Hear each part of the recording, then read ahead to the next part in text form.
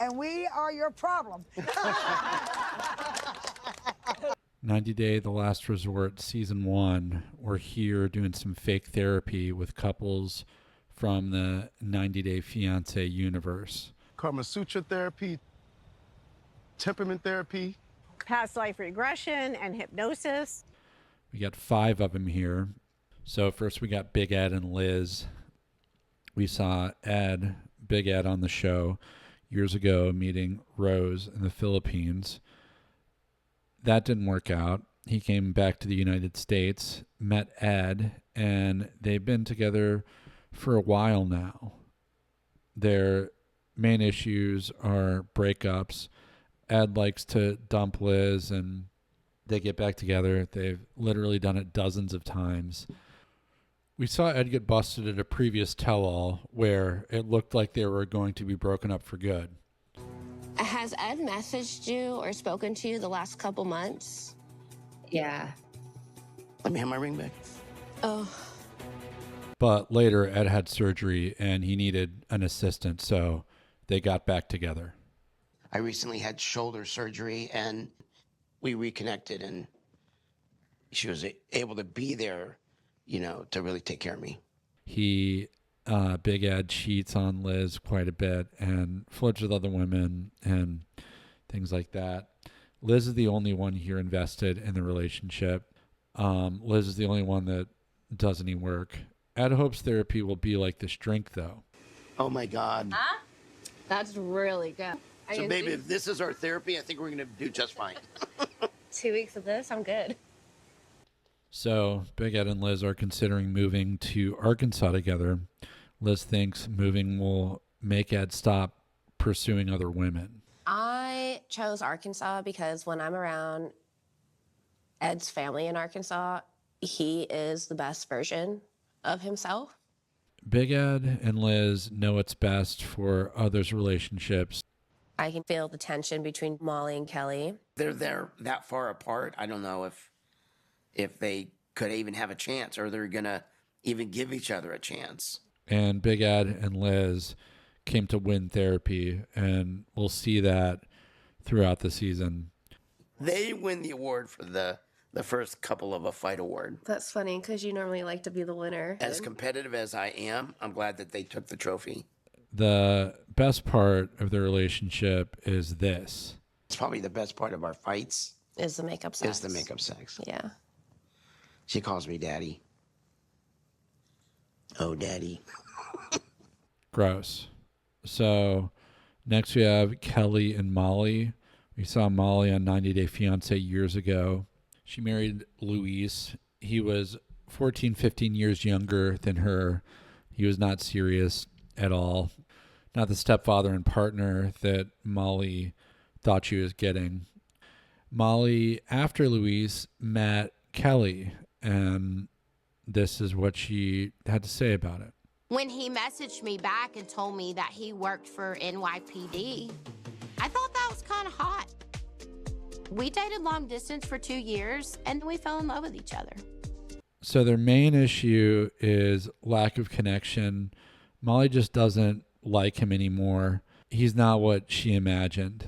And she doesn't seem to respect him at all and is not okay with him kind of doing his own thing. She thought when he retired from being a police officer and moved to Georgia, he would immediately get into some other line of work, but he's been taking it easy, and that's caused a lot of conflict in their relationship.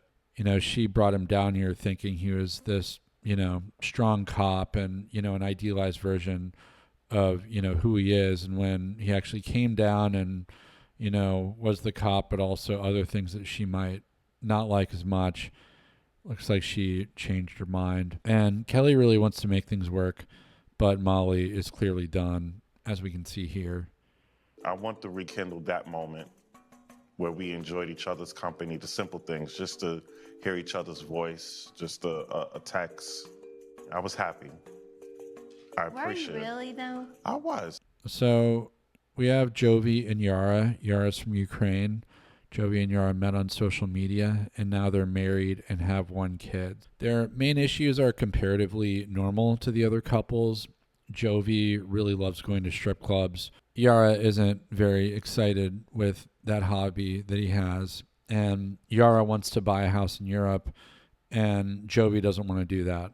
Also, Jovi wants to have another kid, and Yara isn't ready for another kid. It looks like both want what's best for their family. They just have, different ideas and different priorities, but they're pretty close. And compared to the other couples, they're pretty normal. But we're still going to see some drama. Like Jovi and Yara will explain their problems with Ed right here.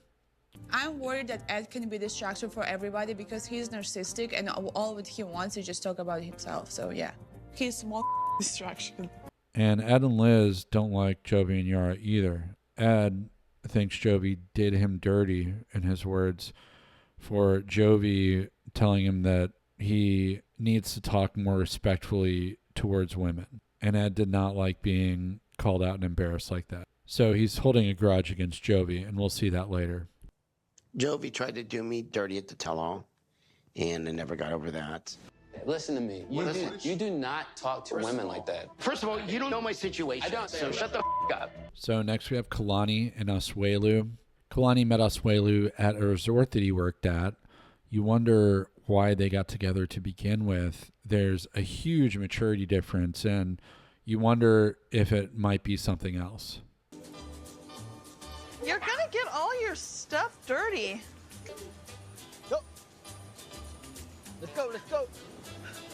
Oh. Smell like the ocean to me, like shark and turtle. Yeah.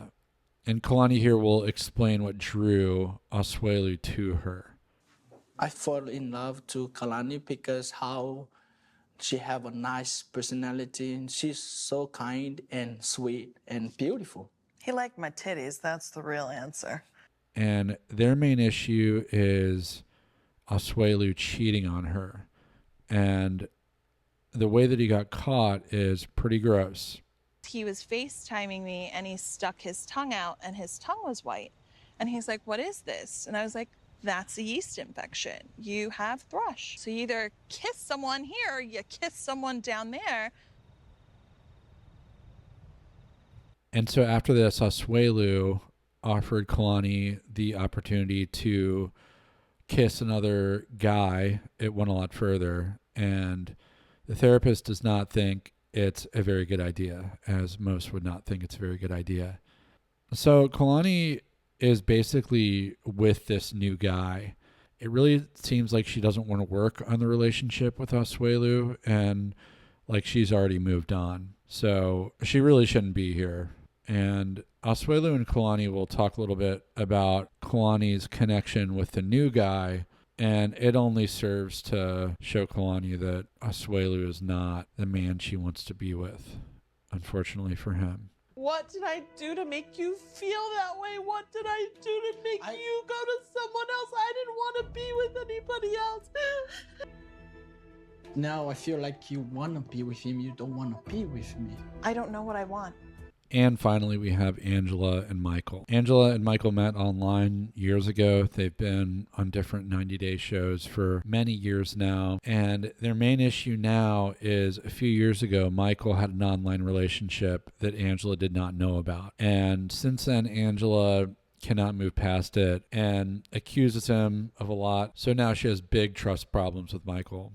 And she accuses him of a lot. She suspects him of a lot. And a lot of these things that she accuses him of, she does herself. Like she pursues just about any man she meets, like this resort staff person.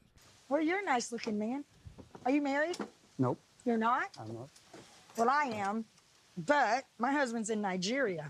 And hopefully I'll know if I'm going to make it or not because I'm at my last rope. So if we don't, I'll be open for dinner. But Angela didn't come here to play. Angela has divorce papers that she has no intention of using, but she will threaten Michael with them for as long as she can, and she'll use every opportunity that she can, and she'll carry them everywhere. I hope I see tears in this therapy. I have not seen them yet. This is why it's different. I brought divorce papers. A big problem here is that Angela blames all of the problems on Michael and is not willing to do any work. No one really identifies this and calls it out, but Michael's kind of put in an unwinnable position. Because you've got to fix yourself in 2 weeks. Of course, I'm going to take it seriously, but if we both have a problem, we need to fix it together. I didn't cheat, I didn't betray you, and I didn't send money to nowhere, and I didn't goddamn lie to you. Period, point blank. When you just attack me like that, it's over. And so that's it. Episode 1. A lot of drama this season. Like, subscribe, follow for more.